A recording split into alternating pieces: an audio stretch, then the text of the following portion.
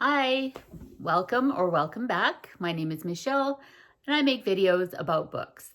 Today I had to make a video about one of my favorite books of all time in an attempt to convince you to pick it up. Now, what constitutes a favorite book for me is, and I think for a lot of people, like I don't think this is unique to me, but memorable characters, people who are so well fleshed out, they seem very real, very vivid, people you can relate to on some level, a story or a setting, something about the book that you can relate to as well, a plot. It doesn't have to be a really exciting plot for me as long as everything else is present. I love to read a great book for the same reasons that I love to travel. I like to explore new cultures, places I've never been to, have adventures, see unusual relationships. So yeah, things I can relate to, but in a lot of ways, I also love things that I can't relate to because that's how I learn. Learn about people, places, situations. So yeah, a book that can entertain me and educate me in equal measure, that's like perfect. And then the other thing that I find makes a book just one of my favorites of all time is when an author can just elevate the art of writing to a new level. Somebody who takes words and molds them into something that is so beautiful that it almost just takes your breath away, that you could read over and over again and never get sick of, or get something new out of it each time you read it. Just, that's a unique talent that I wish I had. I've tried to write. I don't know. I'm not a writer. Some of us are, some of us aren't. So I have deep respect and admiration for those who can write and do write and just elevate it to the next level. And without further ado, the book I want to talk about to you today is Ragged Company by Richard Wagamese. Now, Richard Wagamese is an Indigenous Canadian author who originates from Northern Ontario. He is of Ojibwe descent, I believe. And sadly, he did pass away in 2017. We lost one of our national treasures, one of our greatest writers. And this book here is the first novel of his that I ever read. I did read more of his novels after, but this book has all my favorite things present. A cast of characters who are real and memorable, an incredible story. It educated me. It made me a better person, a more empathetic person. And just the way it's written is so beautiful. So I'll just give you the synopsis. The story, we follow 4 Indigenous Canadian people who are homeless and living on the streets of Toronto in the wintertime. This is where we start. And there's a cold front one day that blows in and the weather is plummeting. It's a big blizzard. And so they take shelter inside an old movie theater.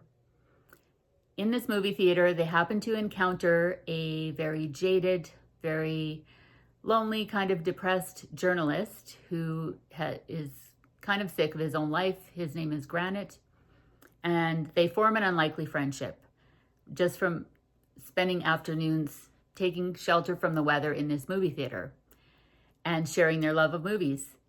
And so the 4 Indigenous people that we're following are named Amelia One Sky, Timber, Double Dick, and Digger.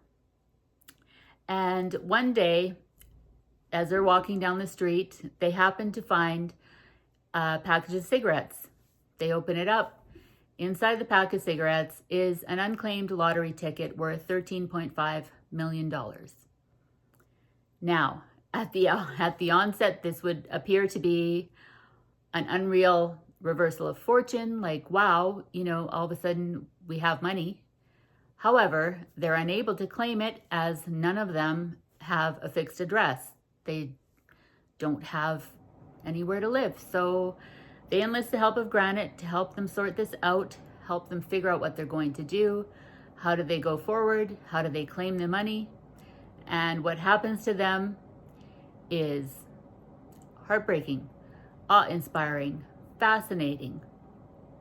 This book touches on themes of Indigenous culture, Indigenous history in Canada, the plight of Indigenous people, homelessness, found family, biological family, your family history. It touches on the definition of the word home. What exactly does that mean?